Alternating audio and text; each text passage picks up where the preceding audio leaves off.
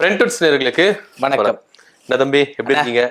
ஏதோ நல்லா இருக்கண்ணே. பாண்டிச்சேரி பக்கம் போனீங்களா நேத்து? பாண்டிச்சேரி பக்கம் போக முடியாத அளவுக்கு கூட்டமாமே. தடுத்து நிறுத்திட்டாங்கல்ல. ஆஹா, ஏன்னா தமிழ்நாட்டு ஆளுங்கலாம் உள்ள என்ட்ரியே கிடையாது. என்ட்ரியே கிடையாது. கியூஆர் வச்சிருந்தாதான் என்ட்ரி. ஆமா, நீங்க சரக்கு வாங்கி கூட போயிடலாம். ஆ, ஆனா தமிழக வெற்றி கழகத்துக்கு போகவே கூடாது. ஏன்னா அந்த கூட்டம் நடக்கிற இடத்துல தமிழ்நாட்டு ஆளுங்களுக்கு அலோடே அலோட் கிடையாது. அந்த அளவுக்கு ஸ்ட்ரிக்ட்டா ஃபாலோ ரொம்ப பண்ணாங்க. ஸ்ட்ரிக்ட்டா இருக்காங்க. அவங்கள பார்த்தா கத்துக்கணும்னு வேற சொல்லிக்கிறாங்க. ஆமா, அது அங்க போயிட்டு பிளாஸ்ட் பண்ணிட்டாப்ல விஜய் அவர்கள். விஜய பிளாஸ்ட் பண்ணாங்களா இல்ல? ஆ, விஜய் தான் பிளாஸ்ட் பண்ணிட்டாப்ல ஆஹா. பாண்டிச்சேரியில போயிட்டு. ஆ, ஆ, யார பிளாஸ்ட் பண்ணாங்கன்னா அங்க நடக்கிற ஆட்சியாளர்களை பத்தி எல்லாம் பேசவே இல்லை. அத பத்தி கண்டுக்கல. தொடவே இல்லையா?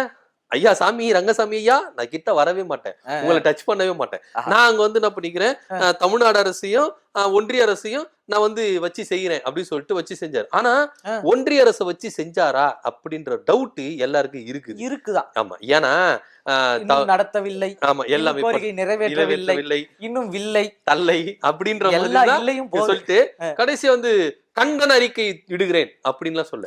என்ன பேசினாலும் லாஸ்ட்ல கண்டன அறிக்கைன்னு சொன்னா அது கண்டனம் ஆயிடும். ஆமா, கண்டனம் ஆயிடும். ஆனா இங்க கேட்டுக்கொள்கிறேன் அப்படின்னு சாஃப்டா சொல்லியிருக்காப்புல. ஏன்பா உனக்கு வந்து மத்திய அரசை கண்டா உங்களுக்கு அவ்வளவு பயம், பாஜக கண்டா பயம், இதுல வேற அது கொள்கை எதிரி வேற. ஆமா, கொள்கை எதிரியே நீங்க எந்த அளவுக்கு கொள்கை அளவுல பிளாஸ்ட் பண்ணிருக்கணும். பிளாஸ்ட் பண்ணவே இல்ல.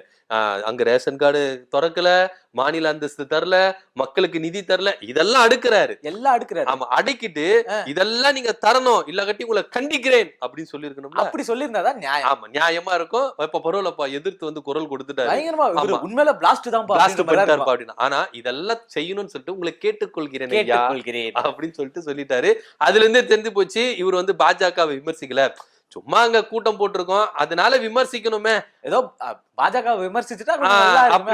ஆனா முழுக்க திமுகவே அங்க விமர்சிச்சிருக்காரு. அங்க போய் திமுக நீங்க பாண்டிச்சேரியை பார்த்து கத்துங்கப்பா, கத்துக்கங்க, சட்ட ஒழுங்கு போலீஸ்கார பார்த்து கத்துக்கங்க அப்படின்னு சொல்றாரு. உங்களை உள்ள சேர்க்கல போலீஸ்கார கத்துக்கங்க அப்படின்னு சொல்லி இருக்காரு. பாண்டிச்சேரியை பார்த்து தமிழ்நாடு கத்துக்கணும் அப்படின்னு நீங்க நினைக்கிறீங்களா? நான் நினைக்கிறேன்னா கண்டிப்பா கத்துக்கணும். எது கத்துக்கணும்? அந்த போலீஸ் எஸ்பி சொன்னாங்க பாத்தீங்களா, நாங்க எங்க வேலையை பாத்துக்கிறோம், யாரு நீ என்ன பேசினாலும் உன்னை நான் கண்டுக்க மாட்டேன், நீ எங்க மேடையில என்னன்னா பேசிக்க, உள்ளே சேர்க்க மாட்டேன்னு சொன்னாங்க. கண்டிப்பா விஷயத்துல கத்துக்கணும். ஏன்னா அந்த அம்மா வந்து லெஃப்ட் ரைட் வாங்கிட்டாங்க. ஏன்னா இவர் மைக்க வச்சுட்டு எல்லாரும் உள்ள வரணும் அப்படின்னு சொல்லிட்டு உடனே மைக்க புடிங்கிட்டாங்க. புடிங்கிட்டு ஏப்பா அவங்க வேலையை போய் பாத்துட்டு போப்பா, உனக்கு ஸ்டேஜ்ல தானே வேலை, இங்க எதுக்கு நிக்கிற, ஆமா இது எங்க வேலை, நீ அங்க போ, ஸ்டேஜுக்கு போயிட்டு இவங்க தலைவர் ரெடி ஆயிட்டு பேச சொல்லு முதல்ல அப்படின்னு சொல்லிட்டு விரட்டி விட்டு இருக்காங்க. நீ வந்து எனக்கு ஆர்டர் போடக்கூடாது, 41 பேர் கொண்டுட்டு வந்திருக்க சொல்லிருக்காங்க. முன்னால நிறைய பேர் இறந்துருக்காங்க, நீ வந்து எனக்கு சொல்லக்கூடாது இது பண்ணுன்னு, கிளம்பு முதல்ல போய் வேலையை பாரு. அவ்வளவு பெரிய கூட்டம் நடத்தி 41 பேர் இறந்துருக்காங்க. ஒரு இரங்கல் கூட்டம் நடத்தணும்னு கொஞ்சம் ஒரு பேசிக் சென்ஸ் கூட அது எப்படி நடத்தும்?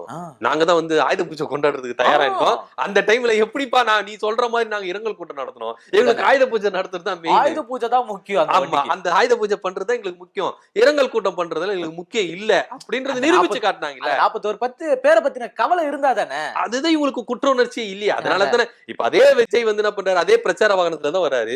அந்த சிபிஐ அந்த பிரச்சார வாகனத்தை கையகப்படுத்தி சிசிடிவி காட்சிகள் எல்லாம் வாங்கி வைக்கணும்னு சொன்னாங்க. ஆனா இப்ப திரும்ப அதே விஜய் பிரச்சார தான் வந்து பாண்டிச்சேரியில மாத்துறதுக்கான காரணமே அதுதானே. அதுதான் சொல்றேன். ஏன்னா இந்த அளவுக்கு ஃப்ரீயா இருக்கிறாங்கல்ல. சரி, இது போக புஷியானந்த் என்னென்ன சொல்லியிருக்காரு, இங்க பாண்டிச்சேரியில கூட்டம் நடத்துனா நாங்க என்னென்ன வேலை செஞ்சிருக்கிறோம் தெரியுமா? அது இன்னும் தெளிவா சொல்றாரு. 6 மாசத்துக்கு முன்னாடி எல்லாத்தையும் ரெடி பண்ணி கொடுக்க வேண்டியதெல்லாம் கொடுக்கணும்னு டப்புன்னு வளர்ட்டாருனே. அது கொடுத்தது வெளிப்படையா சொல்லிட்டு இருப்பாரு.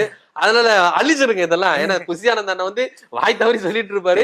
இதெல்லாம் பெருசா எடுத்துட்டு அப்புறம் பின்னாடி ஆய்வு பண்ணிட்டு போறீங்க, என்னென்ன கொடுத்தாரு, எங்களுக்கு சிபிஐ கொடுத்துட்டு போறீங்க, அவங்க யாருக்கு கொடுத்துறாரு அப்படின்னு சொல்லிட்டு பின்னாடி ஆய்வு பண்ணாதீங்க.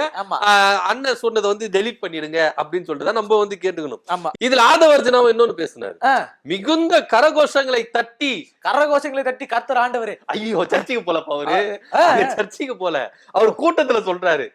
அவரு ஒருவேளை ஆதவர்ஜனா சர்ச்சைன்னு நினைச்சு பேசியிருக்கலாம், சர்ச்சையெல்லாம் போல வந்து என்ன சொல்லிருக்காருன்னா, கரங்களை தட்டி நன்றி செலுத்துங்கள். ஆமா, யாருக்கு? போலீஸுக்கு. திரும்பவும் சர்ச்சைக்கு போன ஞாபகத்திலே பேசிக்கிட்டு இருக்காரு. போலீஸுக்கு நன்றி செலுத்துங்க, ஏன்னா அந்த அளவுக்கு நம்மளுக்கு பாதுகாப்பு. ஆனா எவ்வளவு வெக்கப்படுத்தினாலும் கேவலப்படுத்தினாலும் அலற விட்டாலும் கொஞ்சம் கூட வெக்கமே இல்லாம நன்றி சொல்லுறாங்களே, இது என்ன அப்படின்னு. ஏன்னா போலீஸ் எந்த அளவுக்கு கழுவி ஊத்துருச்சு அது நம்ம கண் கூட பார்த்தோம். அந்த பெண் IPS சிங்க பெண் அவங்க இருக்கிறாங்களா, எந்த அளவுக்கு சூப்பரா வந்து ஹேண்டில் பண்ணாங்க. ஆமா, ஆனா இங்க வந்து பாராட்டு தெரிவிக்கிறாங்க போலீஸ். இப்போ இதே நீங்க தமிழ்நாட்டை எடுத்துங்களேன், இந்த அளவுக்கு கடுமையா வந்து இங்க தமிழ்நாடு போலீஸ் போட்டுட்டாங்கன்னு நெருக்கடி கொடுக்குறாங்க. இப்போ ஒண்ணுமே இல்ல, அந்த கரூர் விஷயத்துல இதே ஆதவர்ஜனா என்ன சொன்னாரு, எங்களுக்கு வந்து எங்க தலைவருக்கு வந்து நிறைய கூட்டங்கள் வரும், நாங்க எப்படிங்க கம்மியான கூட்டம் நாங்க காட்ட முடியும் அப்படின்னு சொன்னவர் தான். 5000 பேர் மட்டும் தான் இங்க சொன்னாங்க. QR கோடு கொடுத்தாங்க, நிறைய கட்டுப்பாடுகள் கொடுத்தாங்க. ஏன் போலீஸ் நீங்க விமர்சிக்கல? கேள்வி வரும். போலீஸ் விமர்சிக்கணும். ஆமா, நீங்க தான் தடுக்கிற, நீ தான் சொல்லிருக்கணும். உங்க தலைவரை பாக்குறதுக்கு கூட்டத்தை வராம தடுக்கிறதே போலீஸ் தான். அப்ப நீங்க போலீஸ் விமர்சிக்க வேண்டியதானே, ஏன் விமர்சிக்கல? ஏன்னா இவங்களுக்கு அங்க போயிட்டா திமுக தான் விமர்சிக்கணும், திமுக தலைமையில இருக்கிற அந்த காவல்துறையை தான் விமர்சிக்கணும். அந்த மத்த மாநிலத்துக்கு போனா அவர் வந்து விமர்சிக்க மாட்டாரு. அங்கதான் ரோட் ஷோக்கே பர்மிஷன் கொடுக்கலையா? விமர்சிக்க மாட்டாங்க. ஏன்னா அவங்களுக்கு அங்க கூட்டணி வைக்கணும். ஏன்னா ஆதவர்ஜனாவும் சொல்லிட்டாரு, 50 வருஷம் அந்த அளவுக்கு வந்து எங்க அண்ணங்கிட்ட வந்து பாத்தீங்கன்னா விஷம் இருக்குது. அவரு சொன்னதை சொல்றேன்ப்பா, விஷயத்தான் அவரு விஷம் அப்படின்ட்டாரு. பேச்சு வாக்குல வந்து விஷன்றது விஷயன்றது கூட்ட நெரிசல்ல செத்தாங்க, அடுத்து விஷம் வச்சு கொல்ல போறாங்க. ஏன்னா தமிழக வெற்றி கழகத்துல வந்து இது இருக்குது, எங்க அண்ணனை இட்டுன்னு போறதுக்கு புசி ஆனந்தன் பேசுவார்ல, இட்டு போறதுக்கு அவங்களுக்கு பிரச்சனை. அதுவே எதுக்குங்க அத்தனை கேசுன்னு கேட்டா, அது மாதிரி அவர் வந்து விஷயம் அப்படின்றது விஷமா மாறி போயிருச்சு. அதுல நம்ம இதுல வேற தமிழக வெற்றிகள், ஆமா தமிழக வெற்றிகள் உச்சரிப்பெல்லாம் பயங்கரமா இருக்கும். ஆனா இருந்தாலும் சொல்லிட்டாரு, 50 வருஷத்துக்கு புதுச்சேரி வந்து அப்படியே வேற லெவல்ல தூக்கி நிப்பாட்டுறதுக்கு எங்க அண்ணங்கிட்ட வந்து பிளான் இருக்கு, அதெல்லாமே நாங்க இம்ப்ளிமெண்ட் பண்ண போறோம். அந்த 50 வருஷ பிளானையும் 10 நிமிஷத்துக்கு சொல்லிட்டு. ஆமா, அவர் சொல்றாரு, இப்ப வந்து பாண்டிச்சேரியில ஆட்சி பிடிக்கிறதுக்கு விட்டு போட்டாங்க. இப்ப என்ஆர் காங்கிரஸ் கூட கூட்டணி வைக்கிறதுக்கு தான் இப்போ வந்து எவ்வளவு விஷயங்கள் பேசுனாங்க. ஏன்னா அங்க வந்து என்ஆர் காங்கிரஸ் கூட கூட்டணி வச்சுட்டா அப்ப பிஜேபி வெளில போயிடுமா? பிஜேபி எப்படி வெளிய போவோம்? இவங்க தான் கொள்கை எதிரியாச்சு. அது நாங்க சொல்றது வந்து தமிழ்நாட்டுல, இது பாண்டிச்சேரியில. ஓ, இது வேற அது வேற. ஸ்டேஜ்ல பேசும்போது நம்ம எல்லாம் ஒன்றுமை. ஆமா, அது வேறவாயி, இது நாராவாயி அப்படின்ற மாதிரி அது தமிழ்நாட்டுல சொல்றது. பாண்டிச்சேரியில அப்படி இல்ல. பாண்டிச்சேரியில கொள்கை எதிரியாவது அந்த எதிரியாவது எங்களுக்கு வந்து ஆட்சிதான் முக்கியம். ஆட்சிதான் முக்கியம். ஆமா, அதனால வந்து இங்கெல்லாம் அந்த பார்க்க மாட்டாங்க.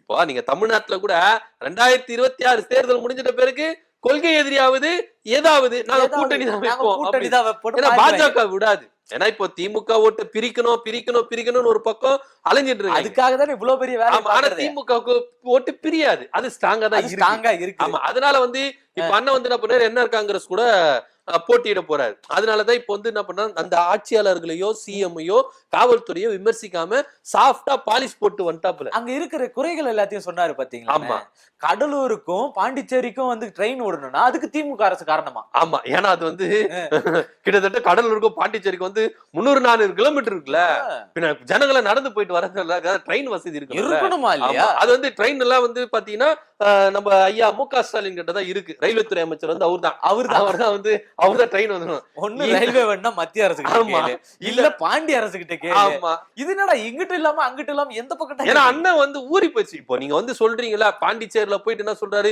திமுக காரங்கிட்ட உஷாரா இருந்துக்கங்கன்னு சொல்றாரு. இவர் அண்ணன் வந்து வெளிநாட்டுல போயிட்டு கனடாலே மீட்டிங் போட்டா கூட அங்கேயும் போய் சொல்லுவாரு திமுக காரங்கிட்ட.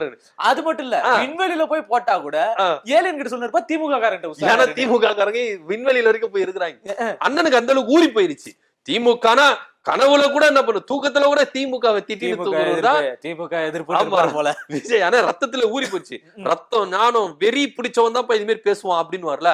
அது மாதிரி திமுக வெறி பிடிச்சிருக்கு விஜய் அவர்களுக்கு அப்படின்னு சொல்லலாம். அதனாலதான் பாண்டிச்சேரியில கூட போயிட்டு அங்க மக்களுக்கு என்னையா குறை இருக்கு, அந்த ஆட்சியாளர்கள் என்ன மக்களுக்கு செய்யாம இருக்காங்க? ரேஷன் கார்டு இல்லையாமே. ஆமா, ரேஷன் கார்டு எல்லாம் இருக்கு. இதுல அதான் ஒரு கொடுமை என்ன அப்படின்றா, பாஜக மினிஸ்டர் அதாவது நமச்சிவாயம் அவர் என்ன சொல்றாரு அப்படின்னு பாத்தீங்கன்னா, ஐயா ரேஷன் கார்டெல்லாம் திறந்து மக்களுக்கு நாங்க அரிசி கொடுத்துட்டு இருக்கோம், சக்கரை கொடுத்துட்டு இருக்கோம், இந்த ஒரு பேசிக் நாலேஜ் கூட தெரியாம விஜய் வந்து வளர்ந்து இருக்காரு. எழுதி கொடுங்க, ஒழுங்கா எழுதி கொடுங்கப்பா. அவர்தான் அப்ப மேடையிலே சொல்லிட்டாரு, அது எல்லாமே கேள்விப்படுறோம். ஆமா அப்படின்னு ஒரு வார்த்தை போட்டார்ல.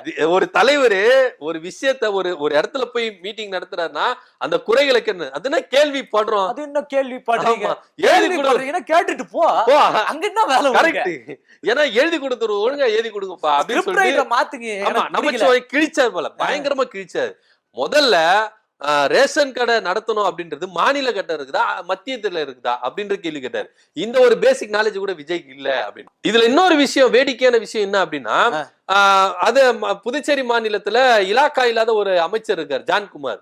அவருக்கு சப்போர்ட் பண்ணி இவர் பேசியிருக்காரு. என்ன பேசியிருக்காருன்னா, ஒரு இலாக்கா இல்லாம ஒரு அமைச்சரை சும்மா வச்சுட்டு இருக்கீங்க அப்படிங்க. நீங்க யார பார்த்து கேட்டிருக்கணும்? அது மாநில அரசு ரங்கசாமியை பார்த்து கேட்டிருக்கணும். ஆனா இவர் அங்க கேட்கல. அது கூட மத்திய அரசு தான் காரணம். விட்டா இதுல நல்ல வேலை மத்திய அரசு சொன்னாரு. நல்ல வேலை மத்திய அரசு. நான் கூட திமுக போயிட்டேன். ஐயோ திமுக சொல்லிட போறாரு இவரு அப்படின்னு. ஏன்னா எழுதி கொடுக்குறவங்க இந்த விஷயத்துல கொஞ்சம் உஷாரா இருந்திருக்காங்க. ஏன்னா அங்கேயே போயிட்டு திமுக தான் காரணம் அப்படின்னு சொல்லாம இருந்தாரு. ஆனா இருந்தாலும் இவர் சப்போர்ட் பண்ணி இருக்கிறாரு. பாஜகவுடைய எம்எல்ஏ தான், பாஜகவுடைய மினிஸ்டர் தான், அவருக்கு சப்போர்ட் பண்ணி இருக்கிறாரு. சப்போர்ட் பண்ண அவரு என்ன பண்ணிட்டாரு, எப்பா நீ எனக்கு சப்போர்ட் பண்ண ரொம்ப சந்தோஷம், நான் இல்லன்னு சொல்ல. ஆனா நீ பேசுறதெல்லாம் பொய்யா இருக்குதாப்பா, ஏதோ கேள்விப்பட்டு வந்து ரேஷன் கடை நடத்துக்கு போயிட்டு இருக்குப்பா, மக்கள் அரிசி வாங்கிட்டு இருக்காங்க. இன்னைக்கு மக்களே எல்லா இடத்துலயும் பேட்டி கொடுத்துட்டு இருக்காங்கன்னா ரேஷன் கார்டு எல்லாம் இருக்குது, அவரு என்ன தெரியாம மக்கள் போட்டு கிளிக்க. அதனால சப்போர்ட் பண்ணுவரே வந்து வச்சு செஞ்சிருக்கிறாரு. சோ இந்த அளவுக்கு தான் விஜயோட நாலேஜ் இருக்குது அப்படின்னு தான் நம்ம எடுத்துக்கணும். ஆக மொத்த இவங்க வந்து அந்த இடத்துல ஆட்சியை பிடிச்சிடணும் அப்படின்னு ஒரு விதத்துல இருக்கிறாங்க. அதனாலதான் புதுச்சேரியுடைய முதலமைச்சர் என்ஆர் ரங்கசாமி அவரையும் வந்து என்ன பண்ணல, விமர்சிக்கல. என்ஆர் காங்கிரஸ் விமர்சிக்கல. இது மாதிரி தொடர்ந்து அங்கேயும் போயிட்டு திமுக தான் வசப்பட்டிருக்காரு. இவர் என்ன மாதிரி ஒரு அரசியல் எடுக்கிறாரு? இதுல ரொம்ப குறிப்பிட்டு சொல்லணும்னா, பாண்டிச்சேரினா எடுத்தோடனே உங்களுக்கு என்ன ஞாபகம் வரும்? எனக்கு என்னப்பா ஞாபகம் வரும், அதுதான்ப்பா வரும். ஆனா இவருக்கு பாண்டிச்சேரியில மத்தது எல்லாம் ஞாபகம் வருமா?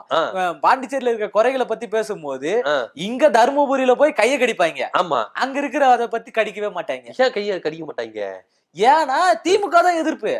இவங்களுக்கு கூட்டணி வேணும்ல. ஆமா, அதனாலதான் இவங்களுக்கு என்னன்னா அங்க போய் கூட்டணி வைக்கணும். அதுக்காகத்தான் இவங்க வந்து என்ன பண்ணிட்டு இருக்காங்க, இந்த அளவுக்கு வந்து இறங்கி வந்து இது பண்ணிருக்காங்க. இருக்கிற சட்ட ஒழுங்கை பத்தி பேசல, கல்வி முன்னேற்றத்தை பத்தி பேசல, மது ஒழிப்பை பத்தி அங்க பேசல, வேலை வாய்ப்பை பத்தி பேசல, மக்களுக்கு அடிப்படை உரிமை கிடைச்சிருக்க அதுவும் பத்தி பேசல, எதுவுமே பேசல.